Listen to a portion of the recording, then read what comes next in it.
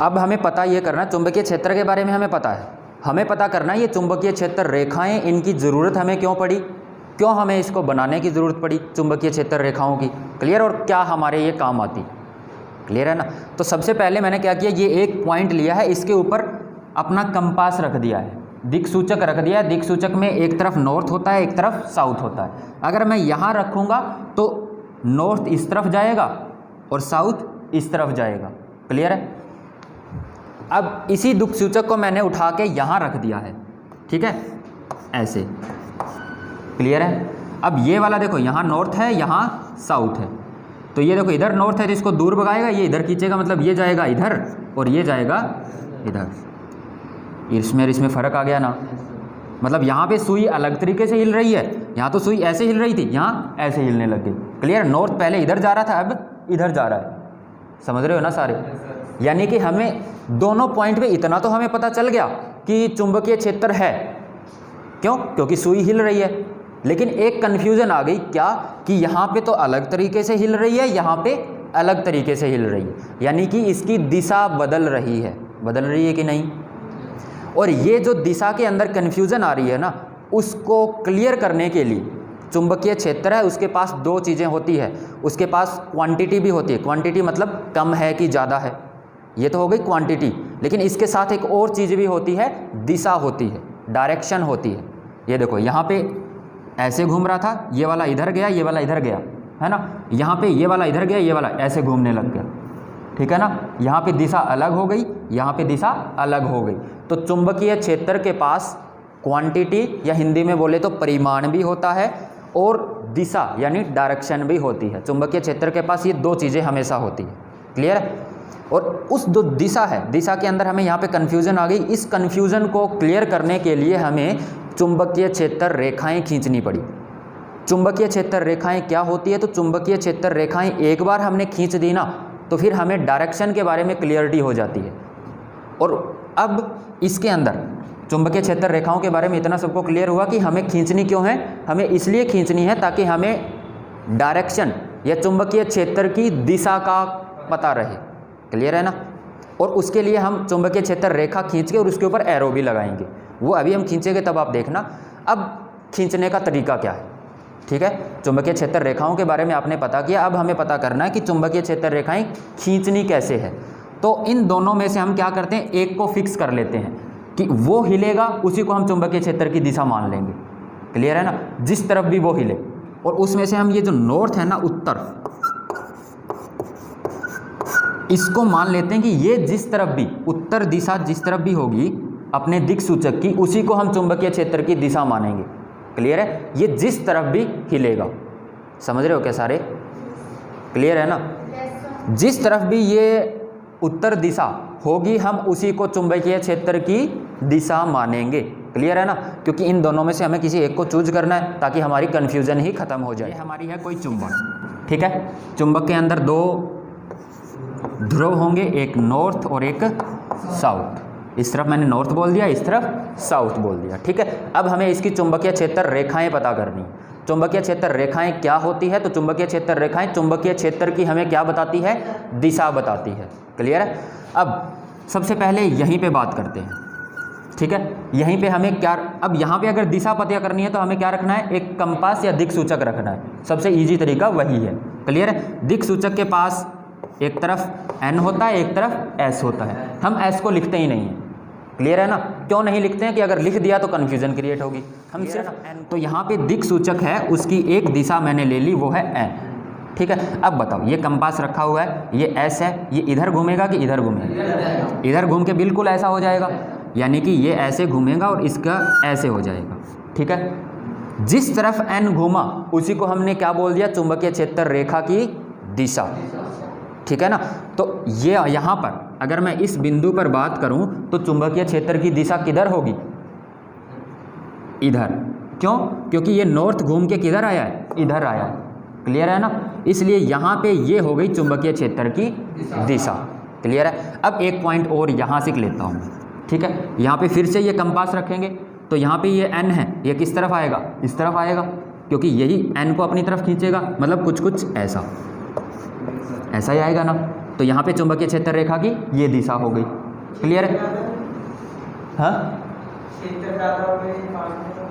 वो तो परिमाण की बात है। हाँ, चुंबकीय क्षेत्र यहाँ पे ज़्यादा होगा, यहाँ पे कम होगा, सिर्फ दिशा की बात कर रहा हूँ मैं। चुंबकीय क्षेत्र कम हो गया वो तो सही है, क्लियर है ना, लेकिन अभी हम बात किस चीज़ की कर रहे हैं, चुंबकीय क्षेत्र की दिशा किस तरफ होगी। ठीक है, अब यहाँ से हटा के मैंने ये पॉइंट रख दिया यहाँ पे नॉर्थ किस तरफ होगा, इसकी तरफ होगा, यानी कुछ ऐसा होगा। क्लियर है? अब यहाँ अगर मैं बात करूँ इस पॉइंट पे चुंबकीय क्षेत्र किस तरफ होगा, तो यहाँ पे अगर हमने वही दिक्सूचक रखा तो ये किस तरफ होगा, इस तरफ होगा। क्लियर है? यहाँ पे देखो चुंबकीय क्षेत्र की दिशा किस तरफ है, इस तरफ, फिर यहाँ पे किस तरफ हो गई, इस तरफ, यहाँ पे किस तरफ हो गई, इस तरफ। क्लियर है? थोड़ा सा आइडिया तो हमें लगाना। इस आइडिया जो हमने यहाँ से लगाया है, इसी आइडिया से हम एक रेखा खींच देते हैं। कैसे? कि ऐसे। ठीक है, इसके ऊपर अगर मुझे एरो लगानी हो तो किधर लगाऊंगा, यहाँ पे देखो किस तरफ थी दिशा, इस तरफ थी। ठीक है, यहाँ पे दिशा किस तरफ हो गई, इस तरफ। यहाँ पे देखो दिशा किस तरफ हो गई, इस तरफ। यहाँ पे किस तरफ थी, इस तरफ। समझे क्या? ये जो मैंने लाइन खींची है, इसी लाइन का नाम है चुंबकीय क्षेत्र रेखा। क्या नाम है?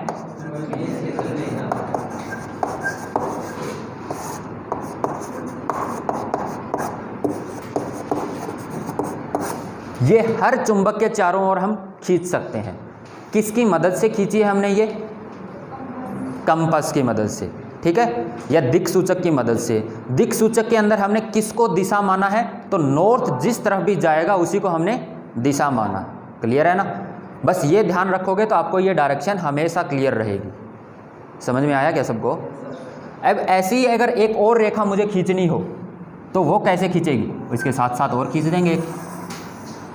ठीक है, अगर एक रेखा आपकी खींच गई ना तो बाकी तो उसके साथ बिल्कुल वैसी ही होगी। क्लियर है ना? तो इसके ऊपर फिर से एक एरो लगा देंगे। ठीक है, अगर ये तो ऊपर वाली हो गई, अगर मुझे नीचे वाली खींचनी हो ऐसे खींच देंगे। ठीक है ना? क्लियर है? ये कैसे खींची, तो वही दिक्सूचक हमने यहाँ रखा, यहाँ रखा, यहाँ रखा। अब इसके ऊपर एरो कैसी आएगी, ऐसे आ जाएगी। इस पूरे चैप्टर के अंदर इन एरो का ही सबसे ज़्यादा खेल होगा, इन तीर के निशान का। ये तीर के निशान हमें किसकी दिशा बता रहे हैं, नॉर्थ की बता रहे हैं, चुंबकीय क्षेत्र की दिशा बता रहे हैं। क्लियर है ना? नॉर्थ की दिशा तो बता ही रही हैं, लेकिन नॉर्थ किसकी दिशा बताता है, चुंबकीय क्षेत्र रेखाएं क्या होती है अगर आपसे पूछ ले तो चुंबकीय क्षेत्र रेखाएं चुंबक के चारों ओर काल्पनिक रेखाएं होती हैं जो हमें चुंबकीय क्षेत्र की दिशा के बारे में बताती है। क्लियर है? अब इसके साथ ये हमें एक और आइडिया भी देती है। चुंबकीय क्षेत्र की दिशा तो बताती ही है, ये हमें ये भी बताती है कि कहाँ पे चुंबकीय क्षेत्र ज़्यादा होगा, कहाँ पे चुंबकीय क्षेत्र कम होगा। क्लियर है? कैसे बताती है, तो जहाँ पे चुंबकीय क्षेत्र रेखाओं की संख्या ज़्यादा है, जैसे यहाँ पे देखो 2 है, यहाँ पे चुंबकीय क्षेत्र रेखाओं की संख्या 3 है, तो कहाँ पे ज़्यादा होना चाहिए, यहाँ पे ज़्यादा होना चाहिए। क्लियर है ना? और ऐसा ही होता है, जहाँ पे चुंबकीय क्षेत्र रेखाओं की संख्या ज़्यादा हो गई वहाँ पे चुंबकीय क्षेत्र भी क्या होगा, ज़्यादा होगा। क्लियर है? ये 2 चीज़ हमें चुंबकीय क्षेत्र रेखाएं बताती है। एक और चीज़ भी चुंबकीय क्षेत्र रेखा बताती है। क्या? चुंबकीय क्षेत्र रेखाएं एक तो देखो यहाँ से शुरू हुई और यहाँ पे आके ख़त्म हो गई, क्या ऐसा ही होता है या इसके अंदर भी होती है क्या? ये चुंबक है, इतना सबको पता है ना। चुंबकीय क्षेत्र रेखाएं चुंबक के बाहर तो हमने देख ली, अंदर कैसी होती है? अंदर भी चुंबकीय क्षेत्र रेखाएं होती है और ऐसे ही होती हैं। यहाँ पे तो कहाँ से कहाँ गई है, नॉर्थ से साउथ। अंदर इनकी दिशा कैसी होती है, तो अंदर कैसी होगी, साउथ से नॉर्थ। इसका मतलब क्या हुआ, इसका मतलब ये हुआ कि चुंबकीय क्षेत्र रेखाएं हैं ना, वो एक क्लोज लूप या हिंदी में कहें तो बंद पाश बनाती है, बंद कुंडली बनाती है। ठीक है, कहीं से भी ओपन नहीं होती, मतलब यहाँ से शुरू हुई तो यहाँ से ऐसे आके और ऐसे घूम के एक क्लोज लूप बनाती है। क्लियर है? तो चुंबकीय क्षेत्र रेखाओं के बारे में एक खास बात यह भी हो गई कि चुंबकीय क्षेत्र रेखाएं ना तो किसी बिंदु से शुरू होती है और ना ही किसी बिंदु पे ख़त्म होती है, ये गोल पूरी घूमती है और इसी को हम कहते हैं कि चुंबकीय क्षेत्र रेखाएं बंद पास या क्लोज लूप बनाती है। क्लियर है सबको ये चीज़? इसके बाद अगर मैं यहाँ पे कोई भी एक बिंदु लूँ, जैसे कि ये एक बिंदु है, इस बिंदु के ऊपर ये एक कर्व या वक्र है। कर्व का मतलब समझते हो? ऐसे गोल घुमावदार जो लाइन है उसी को हम कर्व बोलते हैं। ठीक है, यहाँ पे अगर मुझे टेंजेंट या स्पर्श रेखा खींचनी हो, खींच सकते हो क्या? अगर यहाँ पे मैंने स्पर्श रेखा खींच दी तो ये वाली स्पर्श रेखा है। अगर यहाँ पे एक बिंदु लूँ, यहाँ पे एक स्पर्श रेखा खींचनी है तो ये वाली एक स्पर्श रेखा है। ठीक है, आप इस पूरे चुंबकीय क्षेत्र रेखाओं पे कहीं पे भी स्पर्श रेखा खींच सकते हो ना? वो स्पर्श रेखा जो आप खींचोगे वो उस बिंदु के ऊपर चुंबकीय क्षेत्र की क्या बताएगी? दिशा बताएगी। क्लियर है ना? ये इन चुंबकीय क्षेत्र रेखाओं की खासियत है कि आपने कोई भी एक बिंदु लिया चुंबकीय क्षेत्र रेखाओं पे और वहाँ पे अगर आपने एक स्पर्श रेखा या एक टेंजेंट लाइन खींच दी तो वो उस बिंदु के ऊपर हमें चुंबकीय क्षेत्र की दिशा बताती है। क्लियर है? अब इसके बाद एक और चीज़, कहीं पे भी आपको ऐसा लग रहा है कि दो चुंबकीय क्षेत्र रेखाएं एक दूसरे को काट सकती है?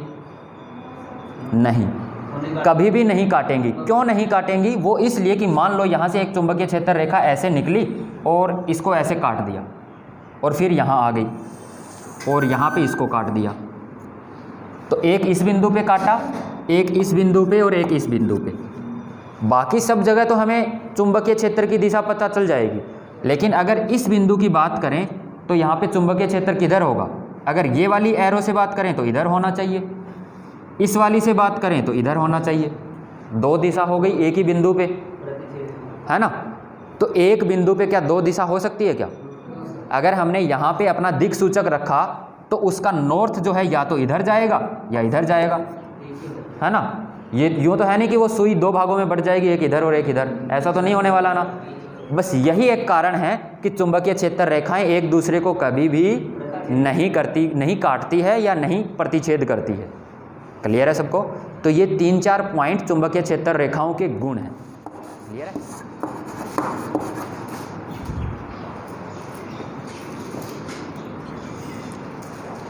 ये हो गई चुंबकीय क्षेत्र की परिभाषा। अब इनके लिखने हमें क्या?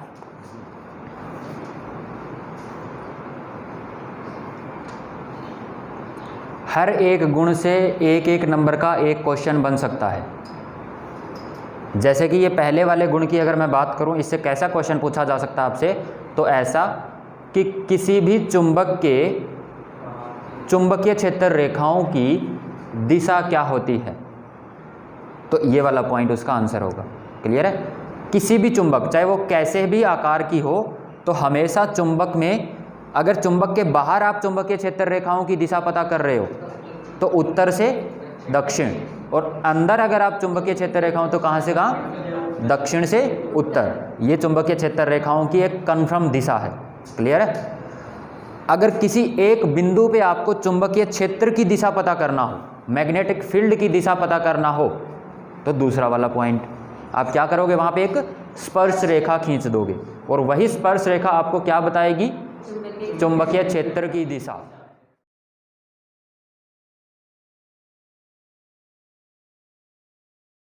चुंबकीय क्षेत्र रेखाएं चुंबकीय बल के परिमाण या क्वांटिटी को बताती है। ये लाइन है ना, इसका मतलब और कुछ नहीं, जो मैंने आखिर में आपको बताया था कि एक जगह पे आपको क्या काउंट कर लेना है?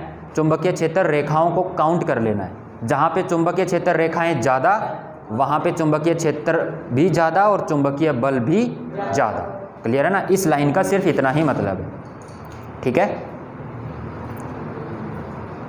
यहाँ से भी एक नंबर का क्वेश्चन पूछा जा सकता है, जो ये थर्ड पॉइंट है। इससे क्वेश्चन कैसा पूछा जाएगा? ऐसा कि आप कैसे कह सकते हो या आप कैसे सिद्ध करोगे कि चुंबक के जो दो ध्रुव है उनको कभी अलग नहीं कर सकते? कैसे सिद्ध करोगे? तो ये वाला पॉइंट लिखना है। हमें ये लिखना है कि हम चुंबकीय क्षेत्र रेखाएं हैं ना, वो गोल घूमती है, यानी कहीं से भी उनके अंदर स्टार्ट और एंडिंग पॉइंट नहीं होता। और आपको पता है चुंबकीय क्षेत्र रेखाएं उत्तर दक्षिण घूमती रहती है। अगर आपने उत्तर और दक्षिण को ही अलग कर दिया तो चुंबकीय क्षेत्र रेखाएं कहाँ से घूमेंगी? क्लियर है ना? और ऐसा संभव नहीं है। समझ रहे हो सारे? फोर्थ पॉइंट से भी क्वेश्चन पूछा जा सकता है कि चुंबकीय क्षेत्र रेखाएं एक दूसरे को कभी नहीं काटती, क्यों नहीं काटती, क्या कारण है उसका? तो इसके अंदर लिखा हुआ है अगर वो काटेंगी तो उस बिंदु पर दो दिशाएं आ जाएंगी चुंबकीय क्षेत्र की, और वो संभव नहीं है। क्लियर है ना? तो हर एक पॉइंट से एक एक नंबर का क्वेश्चन बन सकता है।